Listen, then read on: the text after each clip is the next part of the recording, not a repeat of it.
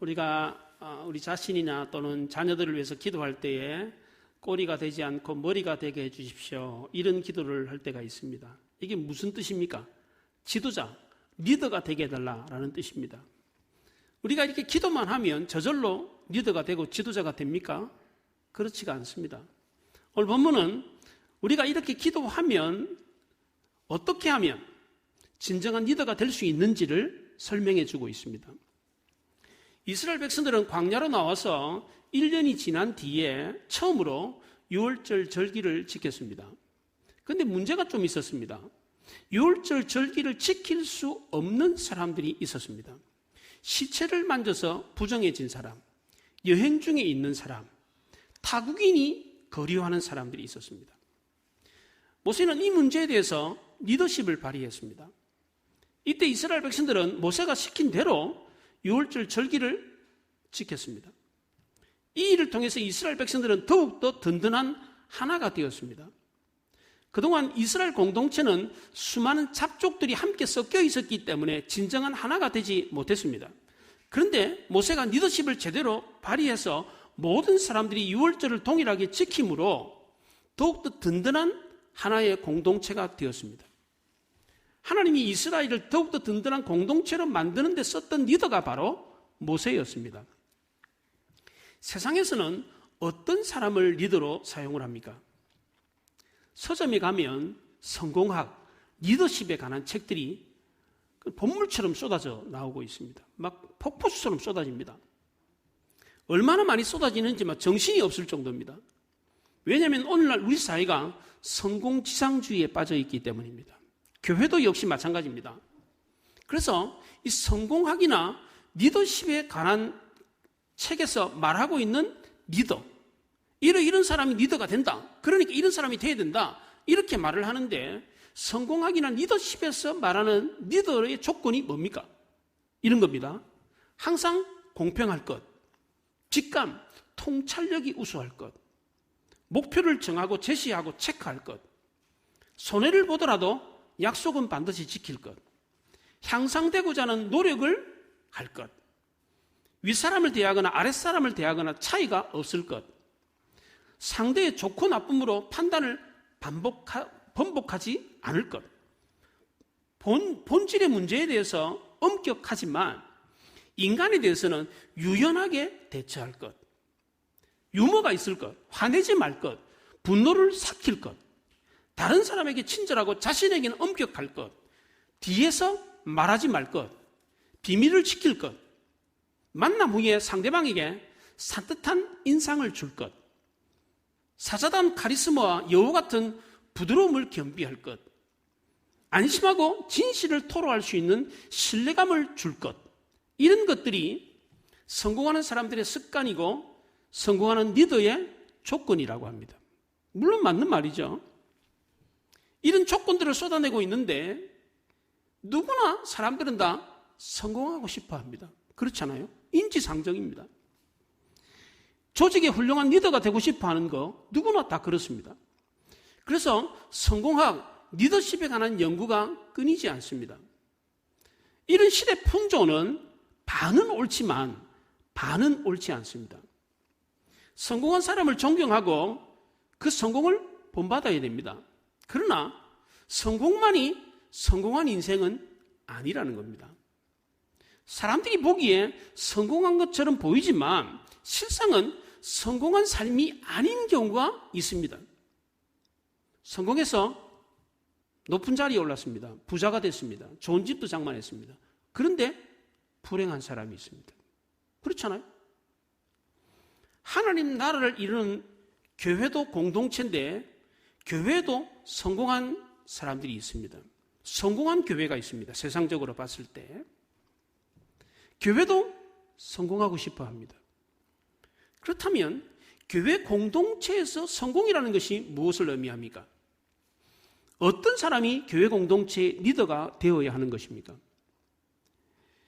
일반 세상에서 말하는 성공학과 리더십이 교회에도 그대로 적용되는 경우가 많이 있습니다. 교회는 이 성공과 리더십에 대해서 공부를 해야 됩니다. 우리도 성공할 필요 있잖아요. 성공해야 되고 자녀들도 성공시켜야 되고 그렇잖아요. 그래서 미국에 윌로 크릭 철치라고 하는 유명한 교회가 있습니다. 빌 하이벨스 목사님이 세우신 교회인데 이 교회는 리더십 컨퍼런스가 있습니다. 그래서 한국에 있는 목회자들도 많이 비행기 타고 가서 컨퍼런스 참석하고 오고 막 그랬습니다. 저는 돈이 없어서 못 갔지만 많은 분들이 한국뿐만 아니라 전 세계에서 리더십 어떻게 하면 성공하는가 그걸 배우려고 그 교회에 모였습니다. 성공하는 습관이라고 하는 책도 베스트셀러로 나오기도 했습니다. 이 교회는 성공적인 리더십을 연구하는 교회로 유명합니다. 하나님 나라의 리더십은 세상의 리더십과 공통점이 있지만 다른 점도 있습니다. 하나님 나라의 리더와 세상 나라의 리더는 결정적으로 다른 것이 있습니다. 하나님 나라의 리더는 하나님의 음성을 듣는다는 것입니다. 이것이 확연하게 다른 것입니다. 성경에 나오는 수많은 리더들은 한결같이 하나님과 친밀성을 유지하고 하나님의 음성을 들었습니다. 이것이 바로 하나님 나라의 리더가 갖춰야 될 가장 중요한 조건이었습니다. 오늘 본문은 하나님의 음성을 들은 모세의 리더십에 대해서 말하고 있습니다. 하나님은 모세에 대해서 언급할 때 출애굽기 33장에서 사람이 그 친구와 이야기함같이 여호와께서 모세와 대면하여 말씀하셨다 그랬습니다. 하나님은 모세와 이야기할 때 친구처럼 얘기했다고 합니다. 그러니까 모세가 하나님과 대화 파트너였습니다. 이것이 바로 모세가 노예 근성으로 오염된 이스라엘 백성들을 끝까지 가나안 땅으로 이끌 수 있었던 결정적인 힘이었습니다. 근원이었습니다. 모세의 리더십은 하나님의 음성을 듣는 리더십이었습니다. 오늘 우리 시대에도 이런 리더가 필요합니다. 주님과 대화하고 그 가운데서 주님의 뜻을 깨달을 수 있는 리더, 이런 지도자가 필요한 것입니다. 저도 이런 사람이 되고 싶습니다. 주님과 대화하는 가운데 우리 교회와 이 시대를 향한 하나님의 뜻이 뭔가, 하나님의 음성을 듣고 싶습니다. 리더에 대한 수많은 자격 조건을 다 갖추었다고 할지라도 하나님의 음성을 듣지 못한다면 그 사람은 하나님 나라의 리더는 될 수가 없습니다. 하나님 나라의 리더는 무엇보다도 하나님의 음성을 들을 수 있어야 됩니다. 모세는 오늘 본문 속에서 하나님의 음성을 들었습니다. 그 당시 이스라엘 백성들은 출애굽에서 광야로 나온 뒤에 첫 번째로 유월절 절기를 지켰습니다. 출애굽한 지 1년 뒤에 이스라엘 달력으로 1월 14일 날 유월절을 지켰습니다. 이스라엘의 첫째 달은 우리나라 달력, 우리나라는 태양력을 쓰고 있잖아요. 지금 태양력 달력으로는 3, 4월을 말합니다. 그 당시 이스라엘 백성들은 광야길을 걷고 있었기 때문에 유월절을 지키기가 매우 어려웠습니다. 그럼에도 불구하고 하나님은 이스라엘 백성들에게 유월절을 지키라 그렇게 말씀하셨어요. 1, 2절을 보세요. 애굽 땅에서 나온 다음에 첫째 달에 여호와께서 시내 광야에서 모세에게 말씀하여 이르시되 이스라엘 자손에게 유월절을 그 정한 기일에 지키게 하라 그랬습니다. 힘든 광야 생활 속에서도 유월절은 반드시 지키라 이렇게 말을 했어요. 하나님도 이스라엘 백성들이 광야에서는 유월절을 지키기가 어렵다는 것을 알고 있었습니다. 그런데도 지키라고 했어요. 왜 그랬습니까? 하나님의 법은 환경을 초월해서라도 지켜야만 했기 때문입니다. 우리는 이 말씀을 들으면 참 부끄러운 생각이 들 때가 있습니다. 성도가 빠지기 쉬운 함정 중에 하나가 바로 이런 것입니다. 환경이 어려우면 그걸 핑계 삼아가지고 하나님의 법을 지키지 않으려고 하는 경향이 있습니다. 예배도 빼먹고 전도와 선교도 그렇고 봉사와 감사와 11조 생활도 그렇습니다. 하나님, 저는 그거 할 형편이 아닙니다. 저는 지금 제 앞가림하기도 어렵습니다. 그런데 어떻게 한가하게 예배당에 가가지고 예배를 드릴 수 있습니까? 게다가 봉사는 엄두도 낼 수가 없습니다. 우리는 이렇게 핑계를 댑니다. 하나님의 법을 안 지키고 미루기만 하면 하나님은 이런 우리에게 뭐라고 말씀합니까? 그래, 나도 안다. 너가 지킬 수 없는 상황이라 나도 안다. 그러니까 그러면 안 지켜도 된다. 이렇게 말씀합니까? 그렇지가 않습니다. 이스라엘 백성들에게 뭐라 그랬습니까? 너희들이 힘드니까 유월절 지키지 마라. 그랬습니까? 그렇지 않습니다. 그래도 지켜라 그랬습니다. 유다나라 멸망이 임박했을 때 하박국 선지자가 어떻게 했습니까? 나라가 망할 판이에요. 나라가 완전히 황폐해졌어요. 근데 하박국 선지자가 뭐라 그랬습니까? 하박국 3장에서 비록 무화과 나무가 무성하지 못하며 포도나무에 열매가 없으며 감람나무에 소출이 없으며 밭에 먹을 것이 없으며 우리의 양이 없으며 우양간에 소가 없을지라도 나는 여호와로 말미암아 즐거워하며 나의 구원의 하나님으로 말미암아 기뻐하리로다 그랬어요. 없고 없을지라도 나는 하나님께 예배함으로 하나님을 기쁘게 해야 되겠다. 이렇게 말했습니다. 초대교회 당시에 박해를 받았던 마게도냐 성도들도 마찬가지였습니다. 고린도서 8장에서 형제들아 하나님께서 마게도냐 교회들에게 주신 은혜를 우리가 너희에게 알리노니 환난의 많은 시련 가운데서 그들의 넘치는 기쁨과 극심한 가난이 그들의 풍성한 연보를 넘치도록 하게 하였느니라 그랬어요. 마게도냐 성도들은 환난과 핍박과 가난 가운데서도 풍성한 연보를 드렸다고 합니다. 가난과 핍박과 고난과 어려움이 있었기 때문에 오히려 더 풍성한 연보를 드렸다고 합니다. 하나님은 우리가 말 안 해도 우리의 형편을 다 알고 계십니다. 마태복음 6장에 너희 하늘 아버지께서는 모든 것이 너희에게 있어야 할 줄을 아시느니라 그랬습니다.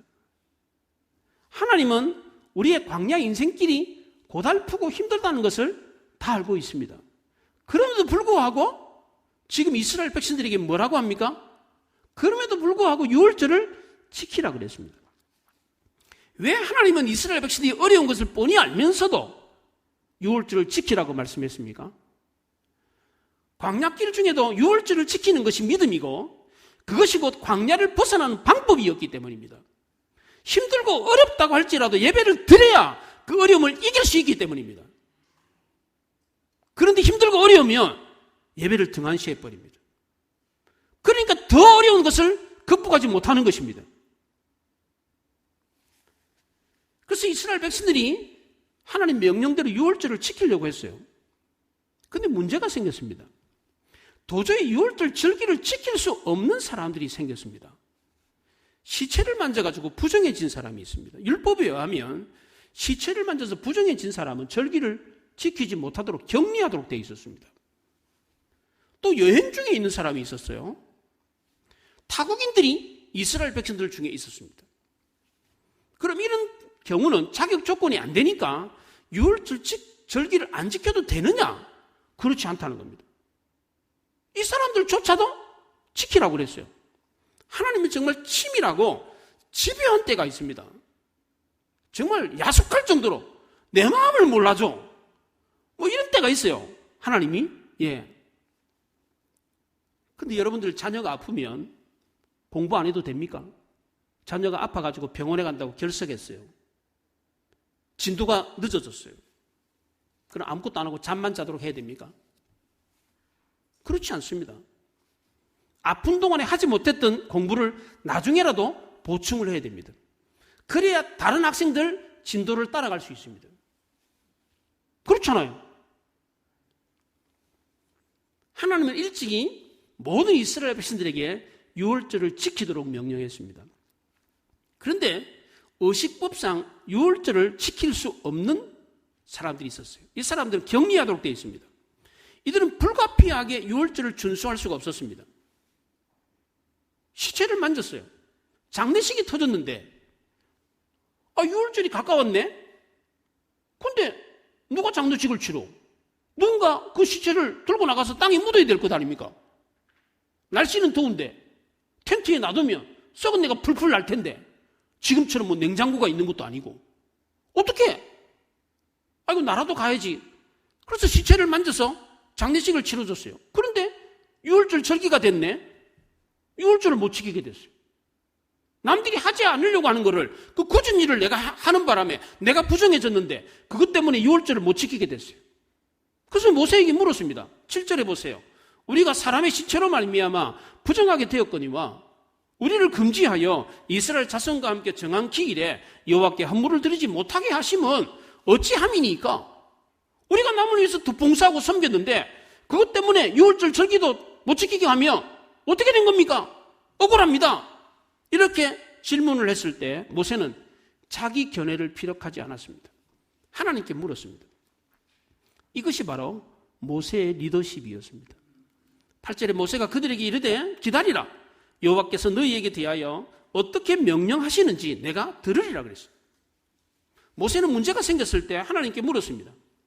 하나님은 모세의 이런 질문에 대해서 신실하게 답변을 해 주었습니다.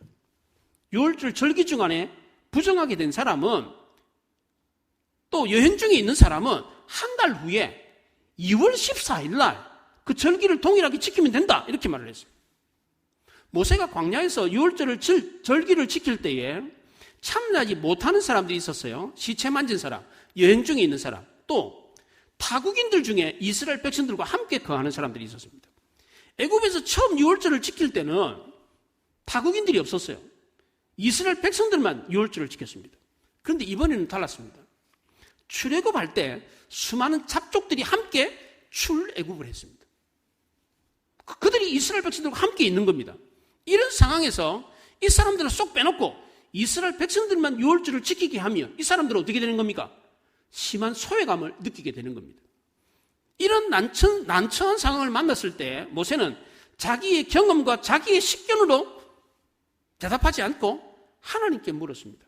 그래서 하나님이 타국인인 경우라도 6월절 율례대로 그 규례를 따라서 6월절을 지키면 된다, 이렇게 말을 했어요. 모세가 물었고 하나님이 대답했습니다. 이것이 바로 모세가 이스라엘 백성들 중에 리더가 될 수 있는 가장 중요한 조건이었습니다. 모세는 하나님과 대면하여 이야기하는 사이였습니다. 목회자들도 마찬가지입니다. 하나님의 음성을 듣고 하나님의 뜻을 분별할 줄 아는 기와 마음이 있어야 됩니다. 만약 그렇지 못하다면 목회자의 설교와 말씀에 권위가 서지 않습니다. 여러분 설교해 보셨습니까? 이 설교 한 편 하기가 참 어렵습니다. 뼈를 깎는다고 그럽니다.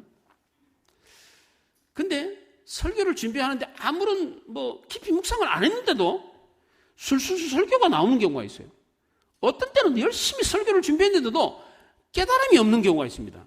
그래서 저는 설교를 준비할 때에 하나님이 은혜를 안 주시면 안 됩니다. 이런 생각으로 설교를 준비합니다. 다른 분들도 다 마찬가지일 겁니다.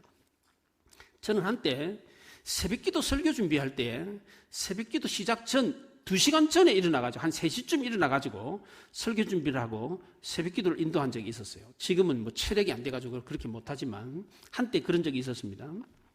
제가 그렇게 한다고 그러니까 어떤 목사님이 그래요. 그러면 새벽기도 전에 하나님이 말씀을 안 주시면 어떡하냐?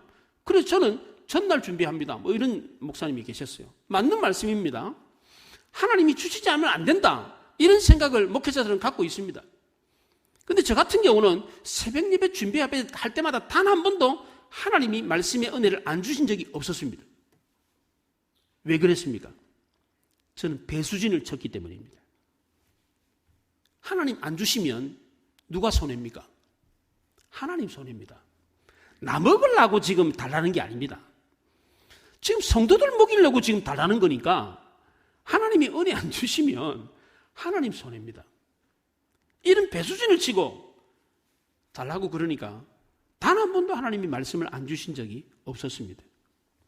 목사는 말씀 먹이면서, 성도들에게 말씀을 먹이면서 덤으로 얻어먹는 겁니다. 사도 바울도 그런 얘기를 했습니다. 고린도서 9장에서 내가 복음을 위하여 모든 것을 행하면 복음에 참여하고자 합니다, 그랬습니다. 내가 복음을 전하면서 그 복을 전하는데, 복을 전하면서 나도 그 복을 나누어 갖게 되었다, 이렇게 말했습니다. 내가 사도로 부름받은 것도 여러분들 덕분입니다, 이렇게 말했어요. 여러분들 덕분에 저도 하나님의 은혜를 나누어 먹게 되었습니다, 이렇게 말을 했어요. 그래서 말씀을 전하면서 가장 은혜를 많이 받는 사람이 누구입니까? 말씀 전하는 사람입니다. 왜냐하면 말씀 전하는 사람만큼 하나님의 말씀이 된 은혜를 사모하는 사람이 없기 때문입니다. 하나님이 은혜 안 주시면 말씀 못 전합니다. 그러니까 은혜 주십시오, 이렇게 매달리니까. 여러분들도 이런 마음으로 말씀을 들으셔야 됩니다. 나는 오늘 예배 시간에 반드시 은혜를 받아야 되겠다. 은혜를 못 받으면 나는 큰일 난다. 이런 절박한 마음을 가져야 되는 것입니다. 하나님이 은혜 주시면 받고 안 주시면 못 받는 거지, 이런 생각을 갖는다면 받을 때도 있고 못 받을 때도 있습니다. 그러나 말씀을 들을 때마다 오늘 은혜 못 받으면 안 된다. 내가 이 먼 길을 왔는데, 내가 산 넘고 물 건너 셔셔셔 해가지고 여기까지 왔는데 은혜 못 받으면 난 안 됩니다. 꼭 은혜를 주셔야 됩니다. 이런 마음을 가진다면 목회자들처럼 은혜를 사모하고 은혜를 안 주시면 내가 말씀을 전할 수가 없습니다. 이런 절박한 마음으로 말씀의 은혜를 구하면 하나님이 반드시 은혜를 주시는 것처럼 말씀을 듣는 성도님들도 역시 마찬가지입니다. 배수진을 치고 말씀을 듣는데 하나님이 은혜 안 주시겠습니까? 하나님을 향해서 길을 열고 말씀을 들으려고 한 마음을 열고 있다면 하나님은 반드시 그 성도에게 은혜를 주신다는 겁니다. 산에서 내려온 사람에게는 산내음이 나고 바다에 다녀온 사람에게는 물내음이 나고 하나님을 만나고 온 사람에게는 하나님의 향기가 나는 법입니다. 그렇다면 교회 가서 하나님 말씀 듣고 하나님을 만나고 왔다면 무슨 냄새가 나야 돼요? 하나님 냄새가 나야 됩니다. 그런데 하나님 냄새가 안 나는 사람이 있어요. 분명히 교회 가서 하나님의 말씀을 듣고 왔는데 하나님 냄새가 아니라 악취가 나는 사람이 있습니다. 왜 그렇습니까? 하나님이 계신 교회는 갔는데 하나님이 아니라 사람을 만나고 왔기 때문입니다. 말씀을 듣기는 들었는데 하나님 말씀이 아니라 사람 말을 듣고 왔기 때문입니다. 예수님은 사람은 떡으로만 살 것이 아니요 하나님 입에서 나오는 말씀으로 살 것이니라 그랬습니다. 하나님 말씀을 듣지 않는 사람은 산 사람이 아닙니다. 살아는 있으나 죽은 사람입니다. 왜? 말씀이 생명이기 때문입니다. 이사야 선지자는 이사야 55장에서 너희는 귀를 기울이고 내게로 나와 들으라. 그리하면 너희 영혼이 살리라 그랬습니다. 영혼이 하나님 말씀을 들으면 산다고 그랬습니다. 우리 영혼을 살릴 수 있는 것은 하나님 말씀밖에 없습니다. 맞습니까? 에스겔 선지자도 하나님 말씀을 들었을 때 마른 뼈가 살아나는 환상을 보았습니다. 에스겔이 환상 중에 마른 뼈가 가득한 골짜기를 보았는데 하나님이 그 에스겔에게 이 뼈들이 살아나겠느냐? 라고 물었더니 에스겔이 하나님이 아십니다. 그래서 하나님이 뼈들이 말씀을 들으면 살아나리라 그렇게 말했어요. 그리고는 뼈들아 일어나라 그랬더니 그 뼈들이 살아나가지고 큰 군대를 이루었습니다.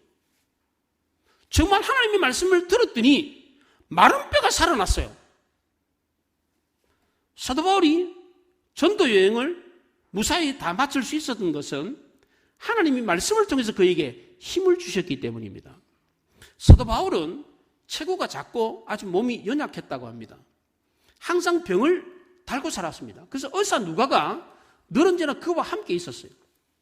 그런 그가 그 전도 여행을, 그 어려운 전도 여행 무사히 다 마칠 수 있었던 것은 그가 체력적으로 힘이 있었기 때문에, 의지가 강했기 때문에가 아니었습니다. 하나님이 말씀을 통해서 그에게 새 힘을 주었기 때문입니다. 세상에는 뛰어난 사람들이 많습니다. 그러나 이 뛰어난 사람들은 자기 힘만으로 살아가는 배터리에 불과합니다. 아무리 탁월하다고 할지라도 자기 안에 한계가 있습니다. 배터리가 다 닳으면 어떻게 됩니까? 방전이 되면 어떻게 됩니까? 갈아야 됩니다. 그러나 하나님 사람은 그렇지 않습니다. 하나님의 리더는 그렇지 않습니다. 하나님과 플러그인이 돼요. 하나님과 이게 플러그가 이게 전기 코드가 이렇게 꼽혀 있는 겁니다. 그러니까 배터리가 다 되고 안 되고 문제가 필요 없어요. 예. 하나님 나라의 리더는 하나님과 플러그인 되어 있기 때문에 무한적으로 힘을 공급받을 수 있습니다. 이것이 바로 모세가 80세에 부름을 받아가지고 120세 때까지 쓰임을 받을 수 있었던 비결이었고, 사도 바울이 몸이 그렇게 약했음에도 불구하고 그 어려운 전도 여행을 무사히 마칠 수 있었던 비결이었습니다. 모세와 바울이 마지막까지 힘있게 쓰임을 받을 수 있었던 것은 하나님과 플러그인이 되어 있기 때문입니다. 이들은 모두 다 하나님이 주시는 말씀으로 힘을 공급받아서 그 힘으로 사역을 감당했습니다. 어떤 크리스찬 리더십 전문가가 하나님의 리더를 설명하면서 아인슈타인의 상대성 이론을 가지고 설명했습니다. 아인슈타인의 상대성 이론이 E mc 제곱입니다. E는 에너지고 M은 질량이고 C는 빛의 속도를 말합니다. 아무리 적은 질량이라고 할지라도 빛의 속도의 제곱을 하면 엄청난 에너지가 나온다는 거예요. 핵폭탄의 원리가 그런 거예요. 예. 아무리 조그만한 거라고 할지라도 빛의 속도에 제곱을 하면 엄청난 에너지가 나온다는 겁니다. 이걸 가지고 설명을 했는데 이 에너지는 하나님께로부터 온다는 거예요. 하나님께로. 하나님이 에너지를 주신다 이거고, M은 사람입니다. C가 두 개가 있는데 첫 번째 C는 커넥트입니다. 하나님과 연결되어 있다는 뜻이고, 두 번째 C는 체인지입니다. 사람이 하나님과 연결되어 있으면 엄청난 에너지를 발휘해가지고 세상을 변화시킨다는 겁니다. 그게 바로 하나님의 나라의 리더다, 그렇게 말을 했어요. 얼마나 명쾌한 설명입니까? 우리가 정말 아무것도 아닌 정말 세상 사람들이 봤을 때는 뭐 그냥 루저 같은 사람들처럼 보인다고 할지라도 하나님과 플러그 인되어 있으면, 하나님과 커넥트가 되어 있으면 세상을 변화시킬 수 있는 엄청난 힘을 발휘할 수 있는 리더가 될 수 있다는 겁니다. 하나님 나라의 리더는 하나님이 공급해 주시는 힘이 있어야 승리할 수 있습니다. 반면에 하나님이 주시는 힘이 없으면 세상을 변화시킬 수가 없습니다. 하나님은 하나님 나라 리더들에게 힘을 주실 때 어떻게 주느냐? 언제나 말씀을 주었습니다.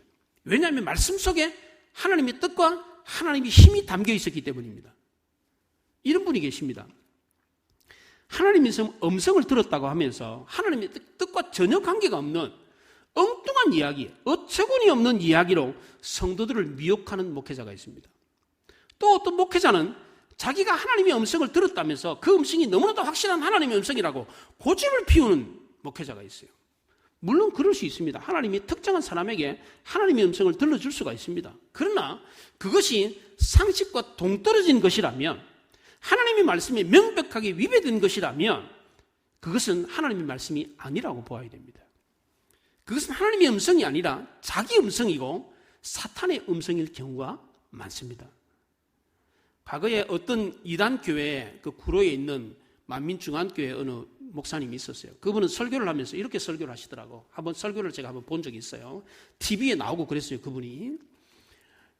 성도님들, 제 가슴에 지금 비둘기 같은 성령이 지금 계십니다. 제가 지금 비둘기 같은 성령을 품고 계시는데 이 성령께서 지금 여러분들에게 이렇게 말씀하십니다.